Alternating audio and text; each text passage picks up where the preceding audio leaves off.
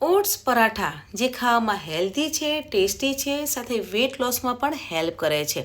તમે વજન ઉતારવા માંગો છો પણ વજન ઉતરતું નથી, તો આજે હું તમારી સાથે વેટ લોસ સ્પેશિયલ પરાઠાની રેસિપી શેર કરવાની છું. તમે ડાયટ પ્લાન ફોલો કરતા હશો તો પણ તમને આ પરાઠા હેલ્પફુલ થશે. Hello friends, welcome back to બાવીરીસ કિચન. ફ્રેન્ડ્સ, આજે આપણે ઓટ્સના પરાઠા બનાવીએ છીએ. પરાઠા બનાવવા માટે પ્લેન ઓટ્સ લેવાના છે. માર્કેટમાં પ્લેન ઓટ્સ અને મસાલા ઓટ્સ મળતા હોય છે, પણ આજે આપણે પ્લેન ઓટ્સ લેવાના છે. તો અહીંયા 1 કપ મેં પ્લેન ઓટ્સ લીધા છે. સાથે લીલા શાકભાજીને ચોપ કર્યા છે તે લેવાના છે. અહીંયા ચોપ કરેલું ગાજર, ચોપ કરેલી લીલી ડુંગળી, તે જ પ્રમાણે લીલું લસણ અને કેપ્સિકમ લેવાનું છે. અહીંયા મેં 1 કપ પાલક લીધી છે. પાલકને ઝીણી સમારી લેવાની છે, અને પાલક તમારે વધારે ઉમેરવી હોય તો પણ તમે ઉમેરી શકો છો. તે પ્રમાણે લીલા ધાણા લીધા છે. તો હવે આપણે પરાઠા બનાવીએ છીએ ત્યારે મિક્સર જાર લેવાનો છે, અને જારમાં પ્લેન ઓટ્સ લઈ લેવાના છે અને એકદમ ફાઇન ક્રશ કરી લેવાનું છે.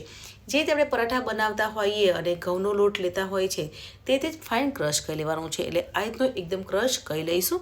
તો અહીંયા પરાઠાનો લોટ છે તે બનીને તૈયાર થઈ ગયો છે, પણ આજે આપણે ઓટ્સનો લોટ બનાવ્યો છે.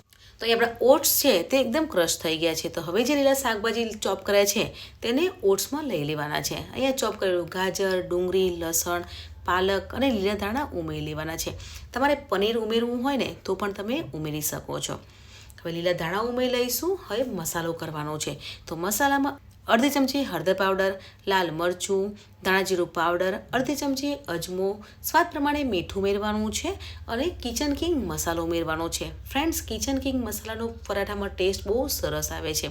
હવે 1 ચમચી સફેદ તલ ઉમેરવાના છે. મોણ માટે 1 ચમચી તેલ ઉમેરવાનું છે. તમારે તેલ ઓછું ઉમેરવું હોય તો પણ તમે ઉમેરી શકો છો. હવે બધા મસાલાને સાથે મિક્સ કરી લેવાનું છે. હવે આપણે પરાઠાનો લોટ બાંધીએ ત્યારે 1 ચમચી દહીં ઉમેરીએ છીએ. દહીં ઉમેરવાથી પરાઠા છે તે સોફ્ટ બને છે, પણ આજે આપણે એકલા ઓટ્સમાંથી પરાઠા બનાવીએ છીએ એટલે પરાઠા સોફ્ટ બનશે, એટલે દહીં ઉમેરવાની જરૂર નહીં પડે. હવે થોડું પાણી ઉમેરતા જવાનું છે અને પરાઠાનો લોટ બાંધી લઈશું. હવે જે રીતે પરાઠાનો લોટ હોય છે એકદમ કઠણ પણ નહીં અને એકદમ સોફ્ટ નહીં, એ તો આપણે લોટ બાંધી લેવાનો છે. તો અહીંયા પરાઠાનો લોટ છે તે બંધાઈ ગયો છે. તો લોટને 10 મિનિટ માટે મૂકી દેવાનો છે. અહીંયા 10 મિનિટ થઈ ગઈ છે, તો આપણે પરાઠા બનાવી લઈશું. આજે આપણે ઓટ્સના પરાઠા બનાવીએ છીએ ત્યારે પરાઠા વધારે પતલા પણ નહીં અને વધારે જાડા નહીં, તે મીડિયમ પરાઠા વણી લેવાના છે. તો હવે લોટ સ્પ્રિંકલ કરી લેવાનો છે, ઉપરથી સફેદ તલ મૂકવાના છે અને પરાઠાને વણી લઈશું. ફ્રેન્ડ્સ, તમને એવું લાગશે કે એકલા પ્લેન ઓટ્સમાંથી પરાઠા બનાવીએ છીએ તો પરાઠામાં ક્રેક આવશે, પણ તમે જોઈ શકો છો કે અહીંયા ક્રેક નથી આવતી. અને તમારે પરાઠા એકદમ સર્કલમાં જોઈતા હોય તો શું કરવાનું છે કે એક મીડિયમ સાઇઝની ડીશ લેવાની છે અને ડીશને વચ્ચે મૂકી દેવાની છે, અને બાજુનો ભાગ છે તે કાઢી લેવાનો છે. એટલે એકદમ સર્કલમાં પરાઠા બની જશે.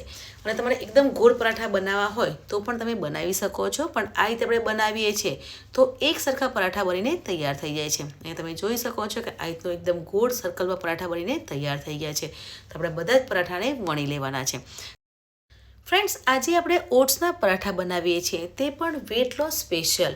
હવે ઓટ્સની વાત કરીએ તો ઓટ્સમાંથી અલગ રેસિપી બનતી હોય છે, જેમ કે વેજીટેબલ ચિલ્લા, પ્લેન ચિલ્લા, મસાલા ઓટ્સ, પ્લેન ઓટ્સ પર બનતા હોય છે. હવે તો માર્કેટમાં પણ મસાલા ઓટ્સ મળતા હોય છે કે થોડું પાણી એડ કરવાનું અને મસાલા ઓટ્સ બનીને તૈયાર થઈ જાય છે. પણ આજે આપણે ઓટ્સના પરાઠા બનાવ્યા છે. તમને કંઈક અલગ ખાવાનું મન થાય ત્યારે આ રીતે ઓટ્સના પરાઠા બનાવી અને સર્વ કરી શકો છો. ડાયટ પ્લાન ફોલો કરતા હોય ત્યારે પણ તમે આ રીતના પરાઠા બનાવી અને સર્વ કરી શકો છો. બહુ જ સરસ લાગે છે, ટેસ્ટી છે, સાથે વેટ લોસમાં પણ હેલ્પ થાય છે. અહીં આપણા પરાઠા વણાઈ ગયા છે તો પરાઠાને શેકી લેવાના છે.